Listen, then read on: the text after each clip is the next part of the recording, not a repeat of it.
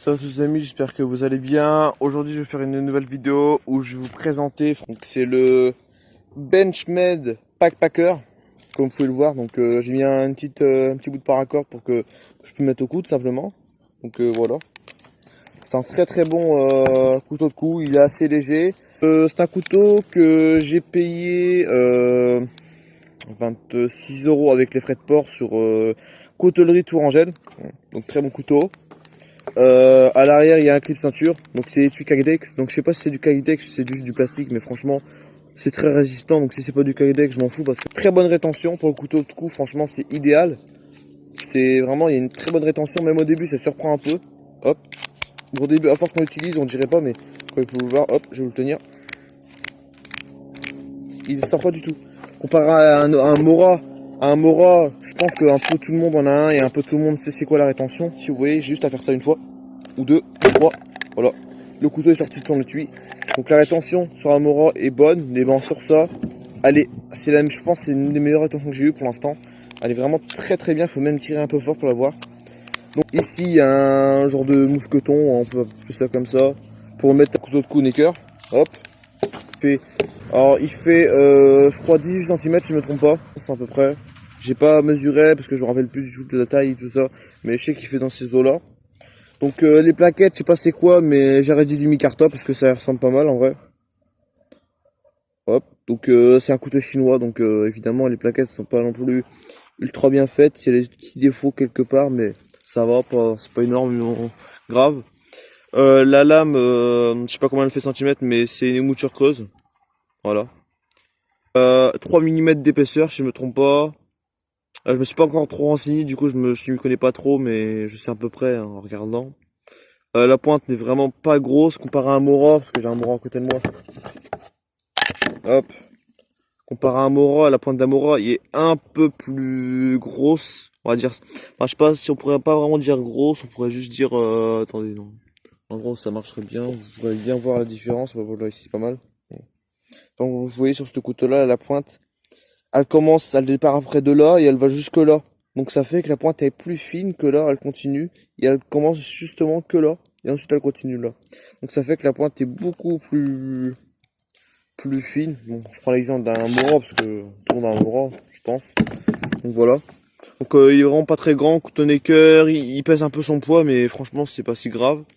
Dans la main, bon moi j'ai une main, je dis pas qu'elle est grosse non plus, mais j'ai quand même une main un peu plus que normale, plus que la moyenne je pense, parce que le manche il est vraiment... J'ai regardé une vidéo de fan de couteau, un exemple en gros, lui il met sa main et on voit encore le petit bout de machin qui dépasse, mais assez légèrement, que moi quand je mets ma main, on voit plus rien.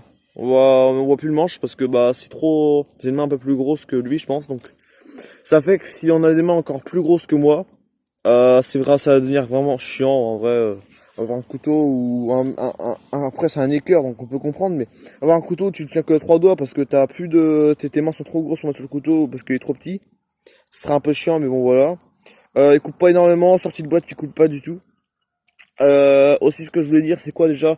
Ah oui, de base en fait je voulais, c'est le Enzo Necker 70 qui est un couteau parfait pour le coup, c'est vraiment je le kiffe vraiment. Bon, il a pas beaucoup de rétention parce que j'ai des vidéos des goûts des lames, mais il a pas beaucoup de rétention, vraiment en deux trois coups, même pas. Encore pire que le Mora, il a vraiment en un coup.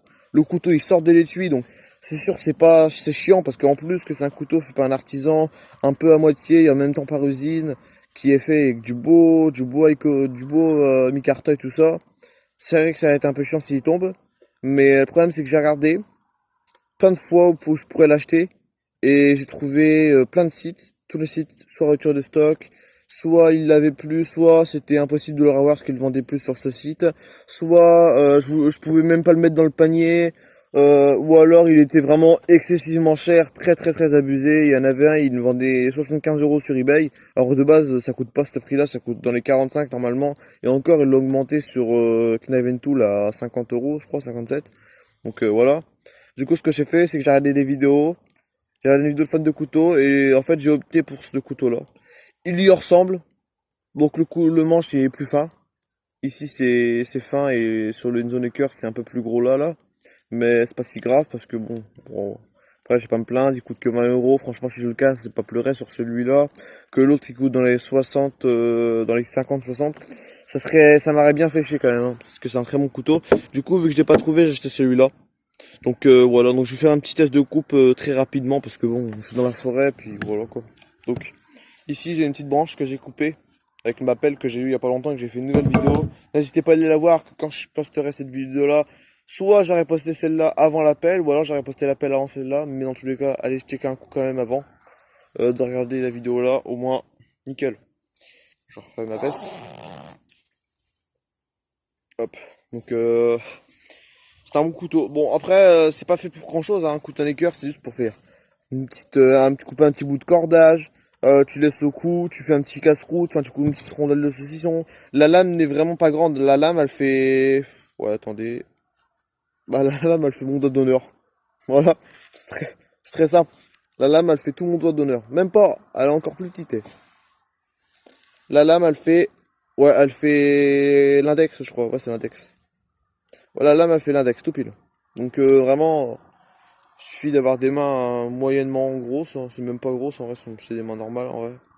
Donc comme vous pouvez le voir, la lame est vraiment pas grosse du tout, mais bon, voilà. Par contre 3 mm pour un petit couteau comme ça me choque quand même, parce que voilà, c'est quand même bien. On peut faire du bâtonnage, donc voilà, on peut faire des petits coupes à la volée comme ça. Bon, c'est inutile parce que c'est juste des palettes, mais bon voilà.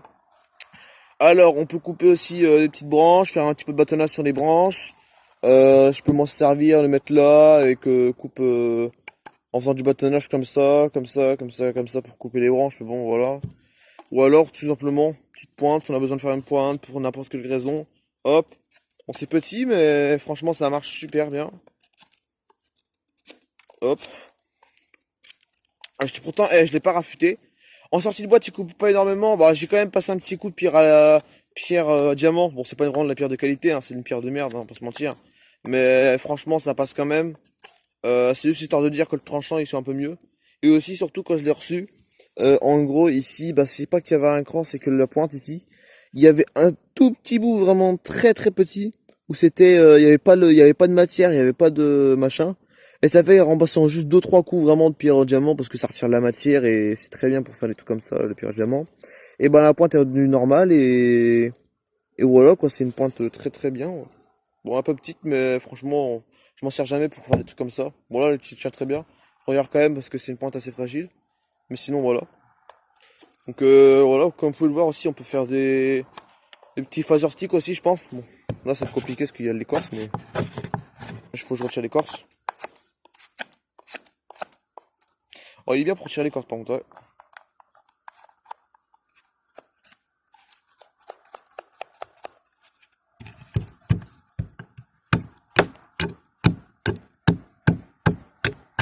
Hop. Il y avait un petit bout, il y avait un petit nœud sur le bois là.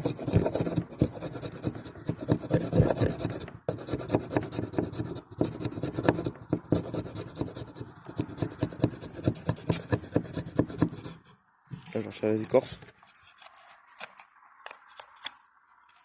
Donc.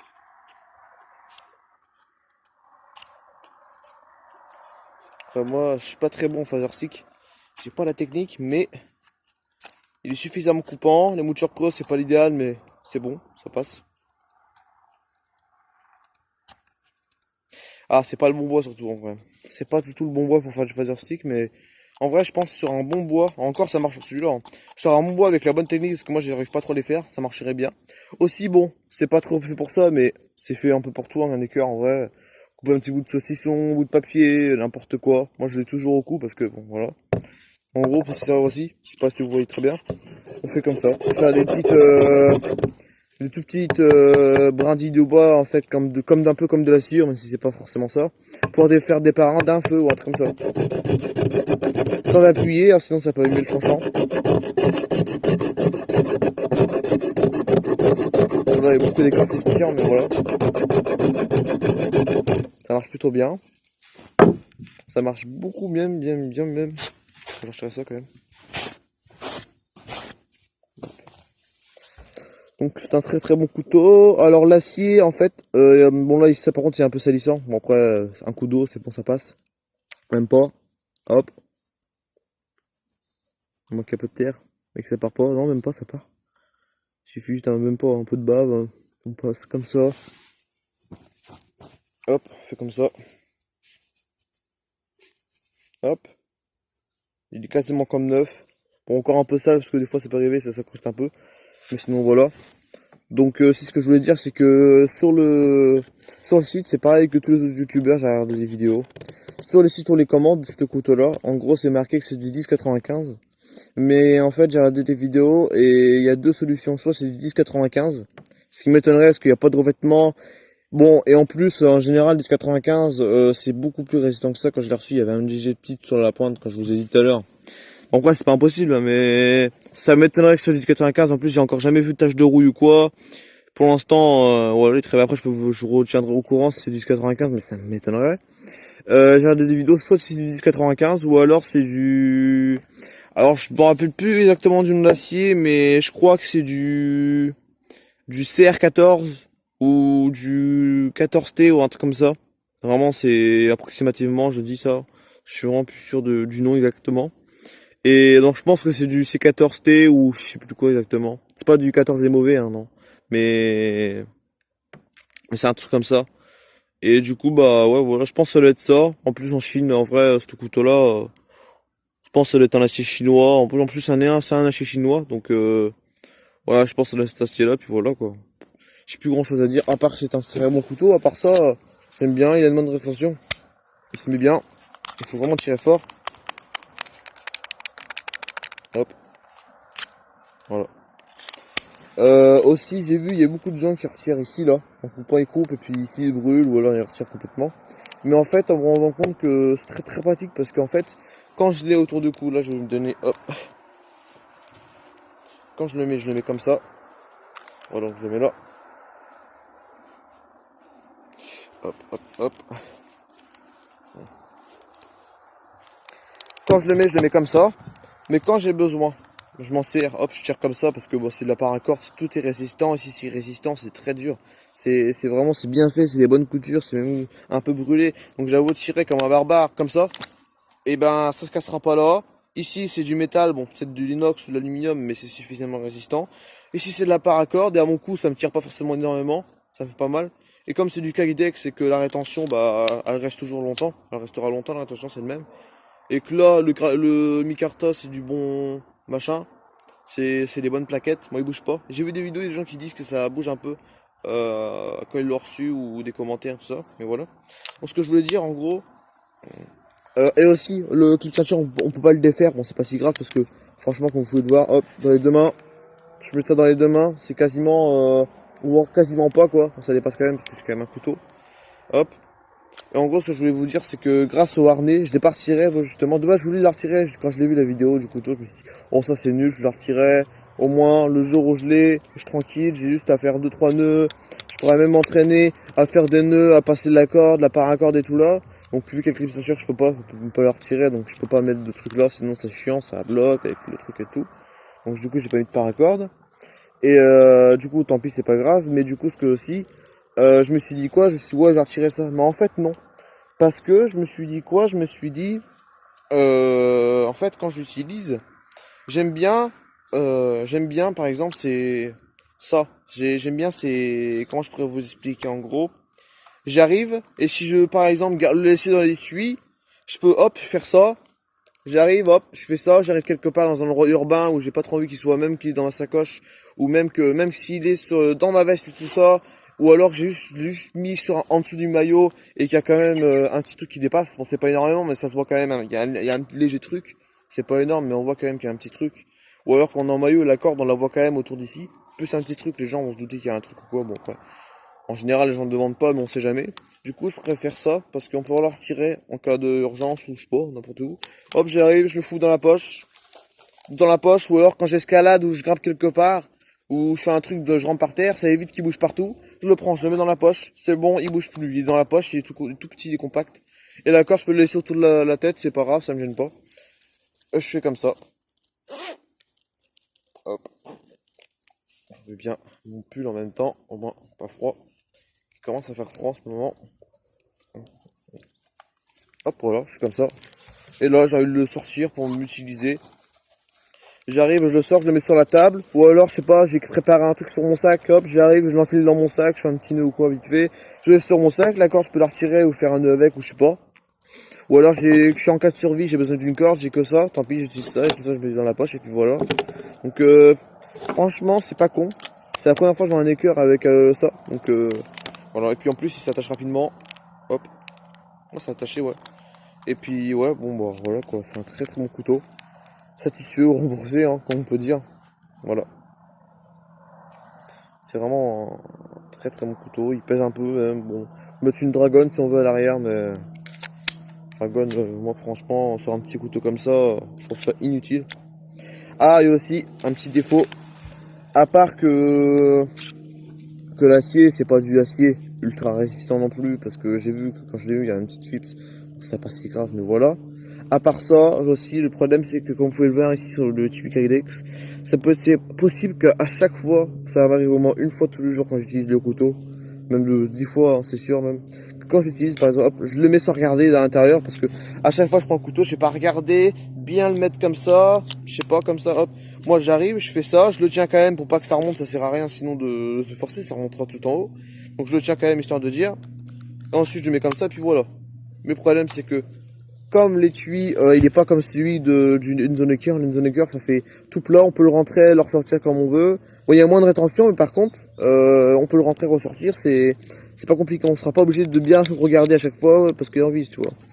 En gros, là, le problème, c'est que quand on prend le couteau et qu'on le met à l'intérieur, vu qu'ici sur le côté, il y a deux gros rebords pour qu'il y ait une bonne rétention, ou alors juste ici, du fait de dire que je le mets dedans, mais hop, ici, comme vous pouvez le voir là, attendez, faut que je refasse exprès déjà. Hop, je le mets dedans, mais là par exemple, je l'ai réussi à rentrer la lame, mais ça s'est bloqué là. Des fois, ça peut arriver, je rentre la lame, ça se bloque là, ensuite ça se bloque là, ensuite ça se bloque là, et ensuite ça se bloque là. Donc c'est chiant parce que ça va se bloquer sur les deux rebords, plus que quand tu le rentres, ça se bloque sur les deux côtés parce que les rebords sont pas exactement mis comme il faut. Donc ça peut être chiant. Vraiment à force, ça peut être chiant, parce que tu peux être là, tu le prends, hop, tu fais ça, tu dois le remettre, tu es obligé de le prendre, de le regarder, et encore même quand tu regardes, tu peux te tromper parce que vu que c'est noir à l'intérieur, tu vois rien. Donc voilà. Après, je peux aussi vous prendre un petit bout de corde pour couper sur mon trait. Bon là, je peux couper tout ça. Quoique, si je peux couper, vu que ça c'est pas moi qui l'ai mis et que ça sert à rien de le mettre ça là. Hop. Je peux aussi le prendre. Il est assez léger, il est fin, donc je peux le prendre. Hop, je le fais du petit levier. Pas trop gros non plus. Petite tension. Hop. Et hop, voilà. Donc c'est vraiment parfait, parfait. Voilà. Après ça, je vous faire un petit feu, vous le défaisez. Comme ça. Vous redéfaisez encore une fois complètement comme ça. Ensuite, bah après, vous prenez tous les bouts en faisant comme ça. Et ça vous fait plein de petites boules comme ça, ou alors des grosses boules si vous faites tout en même temps. Mais bon, voilà. C'est vraiment, ouais. Après, c'est vraiment un très bon couteau. Donc voilà. J'ai plus rien à vous dire, donc la vidéo commence à être longue. Allez, salut!